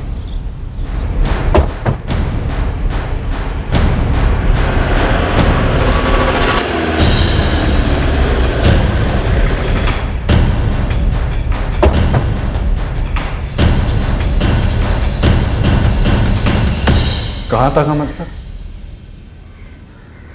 हम लोग तो नारायण के बारे में बात करने वाले थे। अंकित 26 जून की रात को तू कहाँ था? क्या साहब, अब मैंने आपको अभी बताया है, मैं भगवान भाई के ठेले पर था, भजिए तल रहा था। और कहाँ हो सकता हूँ? ठेले पर तू कितने बजे तक था? कितने बजे? सर हमारा ठेला काफी देर रात तक चलता है, और कितने बजे थे मैंने ध्यान नहीं दिया। आंखें बंद कर सोच और हमें बता कि तू भगवान के ठेले से कितने बजे लौटा, गांव में कितने बजे दाखिल हुआ, और घर जाते वक्त नारायण को तूने कितने बजे देखा? ये अंकित रोज काम पर तो आता नहीं मैडम, जिस दिन भी आता है पूरे दिन काम करता है, और उसकी जो भी मजदूरी बनती है टिका देता हूँ। 26 जून को अंकित आया था काम पे? मैडम इस तरीके से इस बंदे का कभी हिसाब रखा नहीं, कितने दिन आया, कब गया। देखो भगवान, ठीक से याद करो और हमें बताओ, क्योंकि ये हमारे लिए जानना बहुत जरूरी है कि 5 जून और 26 जून इन 2 दिनों की शाम अंकित तुम्हारे ठेले पे आया था या नहीं आया था? 5 जून को मैं कहाँ था? सर मैं काम पर था। मुझे समझ नहीं आ रहा आप मुझसे क्यों पूछ रहे हैं सब सवाल। तूने नारायण को एग्जैक्टली किस जगह पर देखा था? गांव की गली में देखा था सर। मैं काम से अपने घर जा रहा था साइकिल पर, तभी मैंने देखा नारायण कहीं जा रहा था, बस। और ये बात मैंने गांव में सभी को बताई थी, और कई बार बता चुका हूं मैं बात। अंकित, किसी झूठ को रटकर बार बार कहने से वो झूठ सच नहीं हो जाता है। साहब मैं झूठ नहीं बोलता। अभी 10 सेकंड पहले बोला। क्या बोला साहब, बताइए क्या झूठ बोला मैंने? कि तू 5 जून की रात को भगवान के ठेले पर था, जबकि सच ये है कि तू उस दिन काम पर गया ही नहीं था। ये किसने बताया आपको? हमसे बताया किसी ने कि तू उस दिन काम पर नहीं गया था। कोई गोली दे रहा है आपको। आप हमारे बेटे अंकित को क्यों उठा कर ले आए? वो तो सगाई में था ही नहीं। मैं 26 जून की बात नहीं कर रहा हूँ, मैं 5 जून की बात कर रहा हूँ। उस दिन तुम्हारा बेटा कितने बजे घर वापस लौटा था? आया होगा जैसे रोज आता है, अपना काम खत्म करने के बाद। ओ साहब, ये नारायण के खिलाफ कुछ मिला नहीं तो मेरे बच्चे को फंसाओगे आप। कहीं ऐसा तो नहीं कि तुम्हारा अंकित और शायद तुम भी तुम दोनों मिलकर नारायण को फंसाने की कोशिश में? क्या? हम ऐसा क्यों करेंगे? क्योंकि आपका अंकित इस गांव में सिर्फ एकमात्र ऐसा लड़का है जिसने नारायण की बात निकाली कि उसने अपने घर जाते वक्त नारायण को देखा और उसके बाद तुमने उसकी बात छेड़ी। तुम्ही ने कहा था ना कि वो सगाई में से जल्दी निकल गया था। सिर्फ तुम दोनों बाप बेटों को ही नारायण दिखा। उस नारायण को बचाने के लिए आप हम गरीबों को बलि का बकरा बना रहे हो। लेकिन एक बात सुन लो, हम गरीब जरूर है लेकिन गवार नहीं है। हमें मालूम है कानून अंधा नहीं है और ना ही भ्रष्ट। उसके रखवालों की तरह बहुत ऊपर तक लड़ेंगे। हम अपने बेटे की जमानत करवा के ही छोड़ेंगे। जमानत तब होती है जब गिरफ्तारी होती है। हमने तुम्हारे बेटे को गिरफ्तार नहीं किया है, हम उससे सिर्फ कुछ सवाल पूछे हैं। हाँ तो पूछो मेरे सामने। जब आप उसे उठाने आए थे तो कोई ऑर्डर था आपके साथ? तो दिखाइए उसकी कॉपी हमें। देखिए नरेश, आप दोनों शांत बैठ जाइए। हम थोड़ी देर में आपके बेटे को छोड़ देंगे ना। उसे अभी और इसी वक्त रिहा कीजिए। आप उसे रिहा करते हैं कि मैं जाऊं कोर्ट में? साहब मेरे तो दोस्त जैसे थे सुमित और मैं पसंद करता था उन दोनों बच्चों को। मैं कई बार उनके साथ खेला भी, पेड़ पे चढ़ना, क्रिकेट। और अब तू हमारे साथ खेल रहा है अंकित। हमें ठीक से बता नहीं रहा है कि 5 जून को तू घर कितने बजे पहुंचा था। अभी तो बोला मैंने आपको, मुझे समय याद नहीं है। मैं तो घड़ी तक नहीं पहनता। अब मैं जाऊं? सर एक मिनट। सर इस संगीत का बाप नरेश चंडेल काफी हल्ला मचा रहा है। वो कह रहा है कि हम इसके बच्चे को जबरदस्ती उठा के लेकर आए, कोर्ट में जाने की धमकी दे रहा है। वो पकड़ वाला भगवान, उससे कुछ निकला कि 5 जून और 26 जून को ये अंकित कहाँ था? सर आरती उससे पूछताछ कर रही है पर वो कह रहा है कि उसे कुछ याद ही नहीं है। ये अकेला आदमी है जो दावा कर रहा है कि घर जाते वक्त इसने नारायण को देखा था, पर इसे टाइम ठीक से याद नहीं है। सर अभी के लिए इसको जाने देते हैं। रडार में आ गया है, इसकी पूरी तरह से स्पेशल स्कैनिंग करते हैं। देखते हैं कि उन दोनों विक्टिम्स के साथ ये कैसे कनेक्टेड है। उन्होंने मुझसे पूछा कि कहाँ काम करता है तो मैंने बता दिया। मुझे क्या पता था कि इसी को उठा ले जाएंगे। और तुझसे क्या पूछ रहे थे? आड़े टेढ़े सवाल थे बाबा। मैंने बोल दिया कि मुझे समय याद नहीं है और मैंने नारायण को देखा था, बस। पर तुझे ही क्यों उठा कर ले गए थे? इसके बारे में कुछ कहा उन्होंने? हाँ बोले, कहने लगे मैं अकेला था जो सगाई पे नहीं था। मैंने बोल दिया मैं भजिया तल रहा था उस वक्त। फिर ना पूछा उन्होंने, ना कुछ बोले। ये जीतू हरीश को कोई मिला नहीं इसलिए हमें फंसा रहे हैं। वो क्या समझते हैं? पैसे वाले तो किस पे भी इल्जाम लगा देंगे। अरे पूरे गांव को खेद है, दुख है उनके बच्चों के बारे में, पर वो हमारे बच्चों पे झूठा इल्जाम लगाकर उसे जेल भिजवा रहे हैं। हाँ?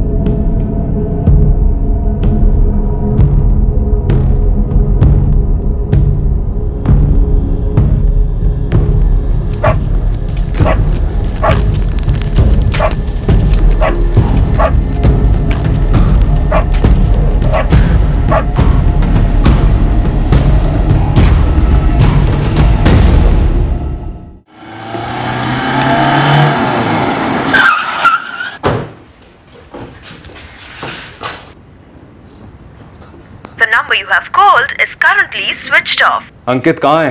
कहाँ छुपा रखा आप लोगों ने से? हम लोग उसी को ढूंढ रहे हैं साहब। आप लोगों ने पता नहीं क्या क्या कहकर डरा दिया उसे।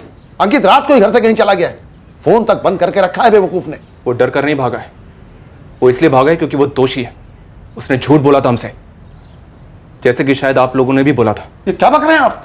उसने भले ही नारायण को घर जाते वक्त देखा हो, लेकिन इस डबल रेप और मर्डर केस में अंकित ही शामिल था, इस बात का पूरा शक है हमें। क्या बकवास कर रहे हैं सर आप? कोई सबूत है तो दिखाइए मुझे। सबसे बड़ा सबूत है उसका भागना। वाह, इसलिए वो दोषी हो गया। आखिर वो ऐसा करेगा क्यों? वो तो अभी पता करना बाकी, लेकिन इस कांड की बू हमें इसी घर से आ रही है। क्या मतलब है आपका? आपके पिताजी भरत लाल जी और जीतू के पिताजी सुरेंद्र राठौड़ के बीच एक गहरा जोड़ है और वही जोड़ इस केस का तोड़ है। अब आप हमें बताइए, है या नहीं? उस सबसे अंकित का क्या वास्ता? सरकार इस अंकित का बहुत पुराना कनेक्शन मालूम पड़ा है और ये तब की बात है जब ये बंदा पैदा भी नहीं हुआ होगा। जतिन पहले मत बुझा, पारा चढ़ा हुआ है, काम की बात बोल। सरकार ये करीब 41 साल पुरानी बात है। ये जीतू राठौड़ तभी शायद पैदा हुआ होगा या नहीं हुआ होगा, तभी उसने आपसे इस बात का जिक्र नहीं किया। शॉर्ट में बोल, कट टू कट, काम की बात। इस जीतू राठौड़ का एक चाचा है ईश्वर राठौड़, जो इस वक्त सेंट्रल जेल में उम्र कैद की सजा काट रहा है। क्या? जी हाँ सरकार, करीब 41 साल पुराना मर्डर केस है।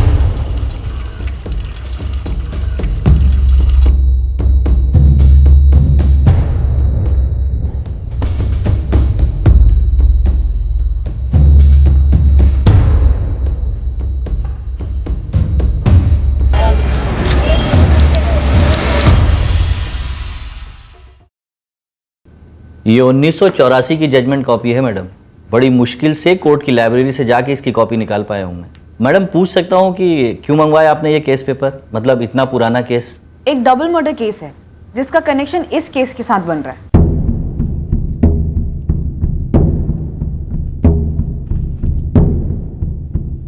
हमें ये मिला जब हमें अंकित पर शक हुआ और देखा कि बच्चों के मर्डर का केस आपके पिता, आपके चाचा और अंकित के दादा से जुड़ा है।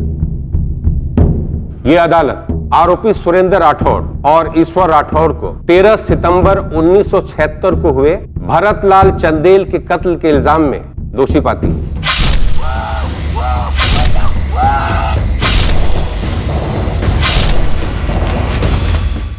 मैंने भी अपनी माँ से बाद में सुना था। अंकित के दादा भरतलाल चंदेल ने आपके पिता सुरेंद्र राठौड़ से कर्ज लिया था जो लौटा नहीं रहे थे।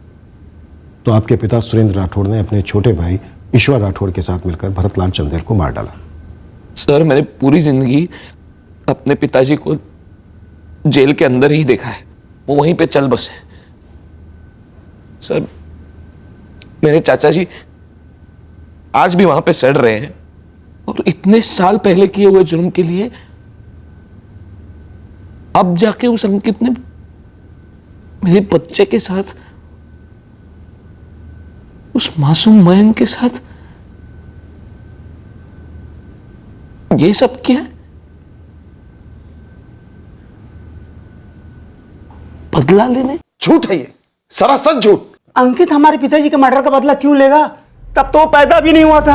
अब इस सवाल का जवाब तो सिर्फ और सिर्फ अंकित ही दे सकता है। इतनी पुरानी बात जिसकी वजह से हमारी जिंदगी बर्बाद हो गई, उसका इस्तेमाल किया जा रहा है हमारे बेटे को फंसाने के लिए। उसी गरीबी और लाचारी की वजह से हम ज्यादा पढ़ नहीं पाए, आगे नहीं बढ़ पाए। और जीतू को देखो, अपने घर हुए कांड का जिम्मा हमारे बेटे के सर पे डाल रहा है। साहब, बदला तो वो ले रहा है हमसे। ये पुरानी दुश्मनी की जानकारी जीतू ने नहीं दी हमें। अंकित को खंगालते वक्त ये एंगल खुद ब खुद हमारे सामने आया है। अंकित चुपचाप हमारे सामने सरेंडर कर दे, इसी में उसकी भलाई है और आपकी भी।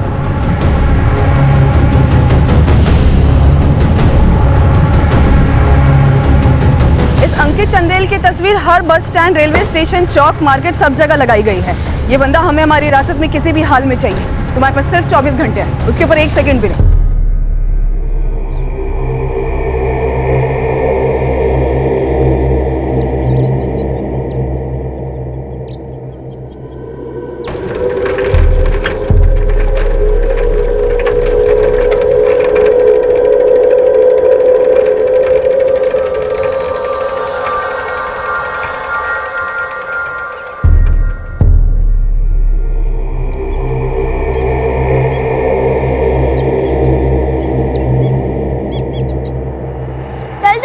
देखना पेट भी कितना खिला है और पिछली बार जोर की लगी थी। मैं नहीं आऊंगा। अरे चल जाओ, ऊपर जाएंगे, वहाँ से पूरा मुक्तिपुर दिखेगा। चल, तुझे चढ़ना है चढ़, मैं नहीं आऊंगा। हाँ जा फटू, जा जा। हाँ ठीक है, कल मिलेंगे। जा।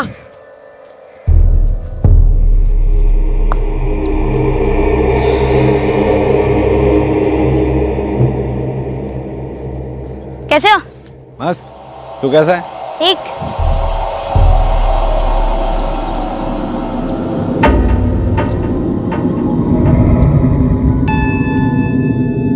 कैसे हो अंकित भैया? मस्त, हमेशा की तरह। तू कैसा है?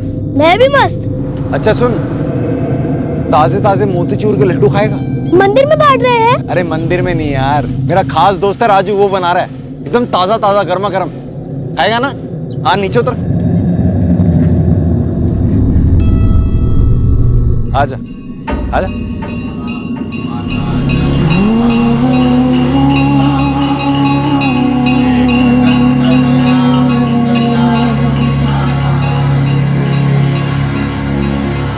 आवाज मत निकालना, गला काट दूंगा। चू मत करना।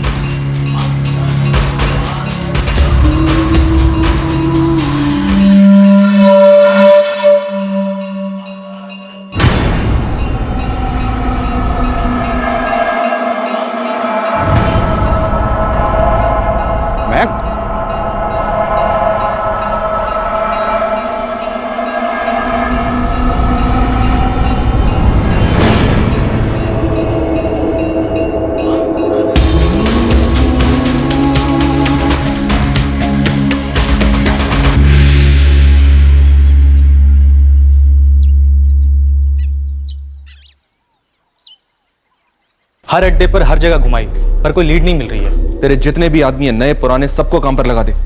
इस अंकित की जेब में ज्यादा पैसे नहीं है, ये ज्यादा दूर भाग नहीं सकता और ना ही कहीं छुप सकता है। हमने तो सारे रिश्तेदारों को फोन किया है, उन सबके नंबर भी आपको दे दिए।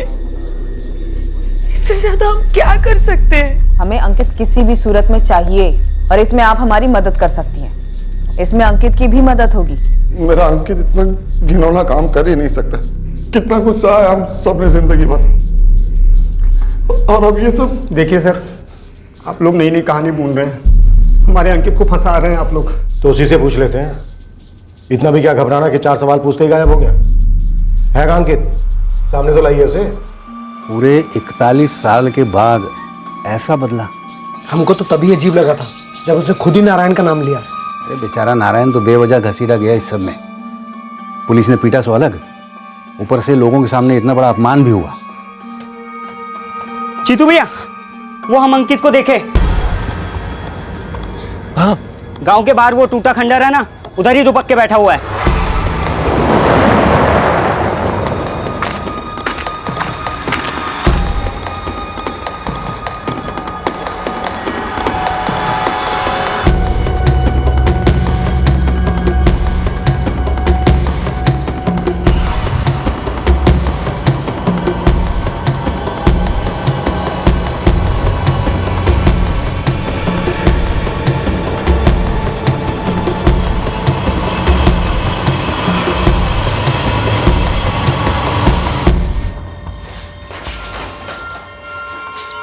भागने की कोशिश मत कर अंकित।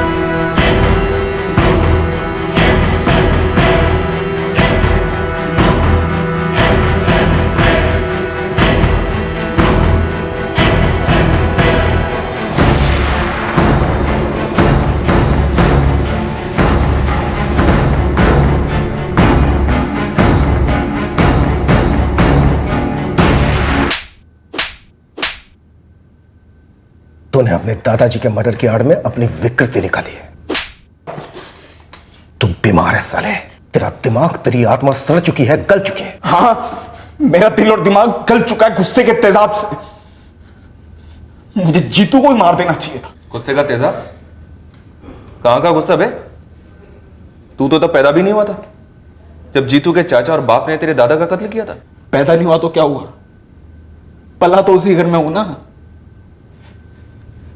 पूरा बचपन, पूरी जवानी मैंने अपने बाप, अपनी मां, अपनी दादी और अपने ताऊ से सिर्फ एक ही बात सुनी कि कैसे जीतू के बाप ने और उसके चाचा ने हमारी जिंदगी बर्बाद कर दी। मेरे बाबा और ताऊ जी पढ़ नहीं सके, हमारे पूरे परिवार की शान खाक में मिल गई।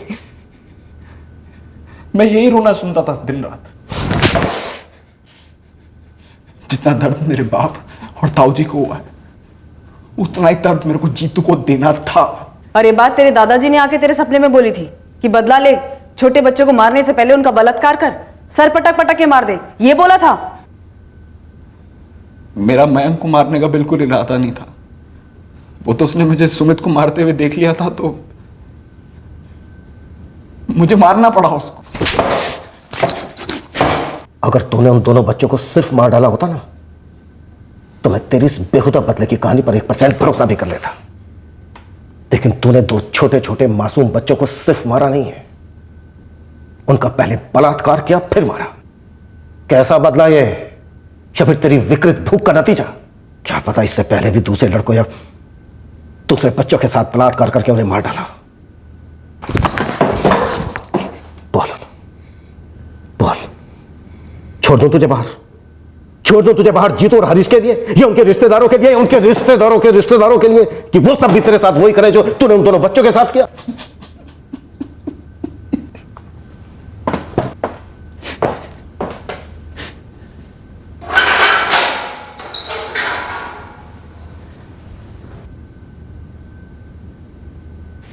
कब से कह रहा था मैं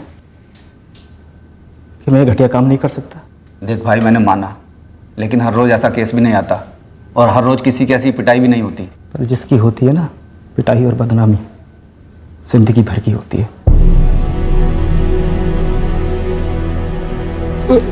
अंकित ने क्या कर दिया? क्यों क्यों?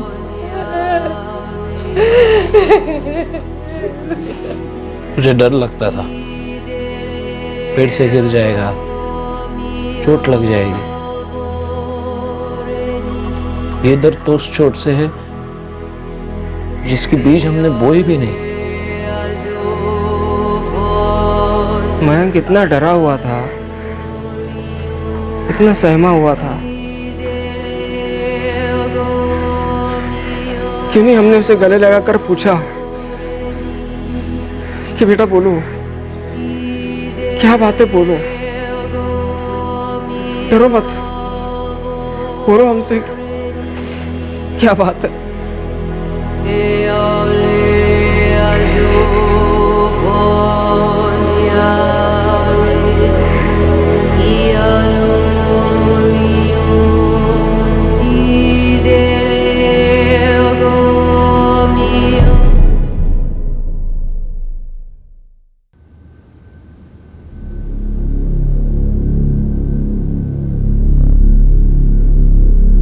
अपने दिल और दिमाग में द्वेष के नासूर को पलने ही ना दे। द्वेष ना किसी इंसान से हो, ना किसी अतीत के किस्से से, क्योंकि पता ही नहीं चलता ये द्वेष कब इतनी गहरी नफरत में बदल जाता है और इतना जहर उगलता है जो तेजाब की तरह हर चीज को, हर रिश्ते को जलाकर राख कर देता है। नफरत सबसे बड़ा दुश्मन नफरत करने वाले का है। ये एक ऐसा बॉम्ब है जो उसी के हाथ में फटता है और उसी को ढेर कर देता है। नफरत के बीज बोए नहीं जाने चाहिए, उन्हें तुरंत दफन किया जाना चाहिए। जय हिंद। क्राइम पेट्रोल्स के और भी दिलचस्प कहानी देखने के लिए हमारे चैनल को सब्सक्राइब करें और बेल आइकॉन दबाना न भूलें।